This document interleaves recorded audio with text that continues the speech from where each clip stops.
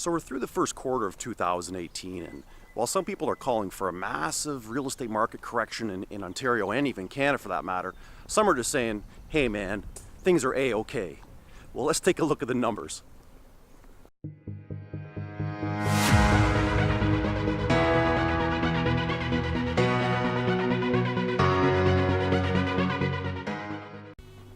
Hi guys, my name is Aaron with Real Estate Done Right, and spring is finally in the air. Let's take a look at our April 2018 numbers in the Eastern Durham Region, starting out with Clarington.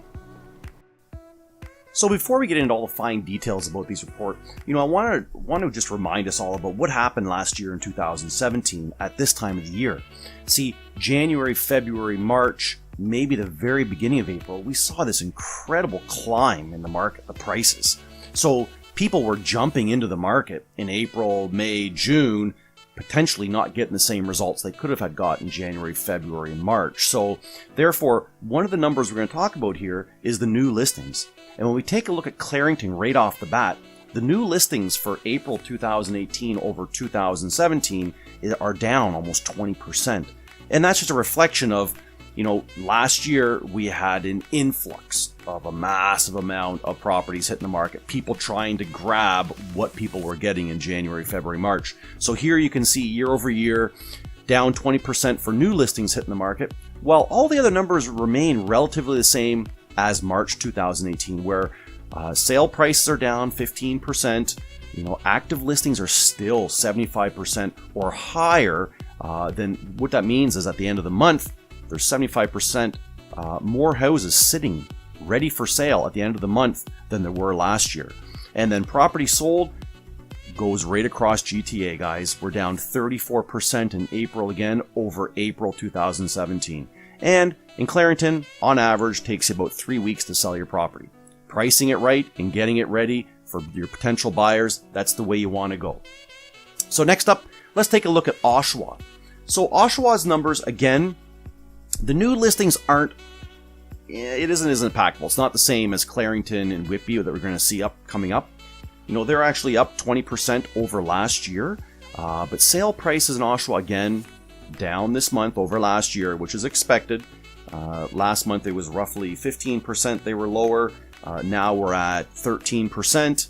Property sold, again, same across the board. GTA, we're up around 42% less sales in the month of April than there were last year in 2017. You're looking at 2 to 3 weeks on average to sell your property in Oshawa, and active listings again are up over last year. And last but not least, this kind of comes around to what happened in Clarington. We're looking at Whitby. New listings are down 30% over last year because we had so many people in Whitby trying to hold on to what was happening earlier on in the year. Average sales are down 15% year over year in April. Sold properties again nearing that 40% mark down. 2 to 3 weeks to sell your property on average in Whitby. And active listings left at the end of the month, ready for sale, ready to buy, is at 30% as well, up 30% over last year. So after listening to this report for a minute or two, I guess you have to ask yourself this question.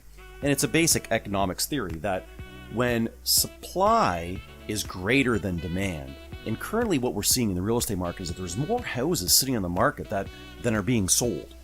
What that ends up happening is the prices of the products or the service have to decline.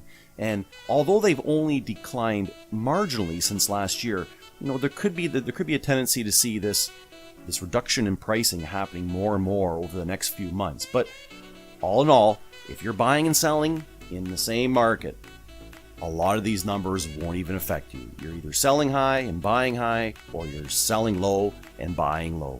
It's the people who are selling to either rent or selling to retire or buying into the new market as new buyers. If you're going to hold for the long run, great idea. If you are going to sell right now to get the most money and capital out of your property, well, you should be calling up your realtor. And if you're looking for a friend or family member that you want to trust and you want to take care of you during this process, make sure you give me a call. Give me a shot at it, guys. So listen, have a wonderful spring. We'll be back to you in May. Take care. Thanks for joining us.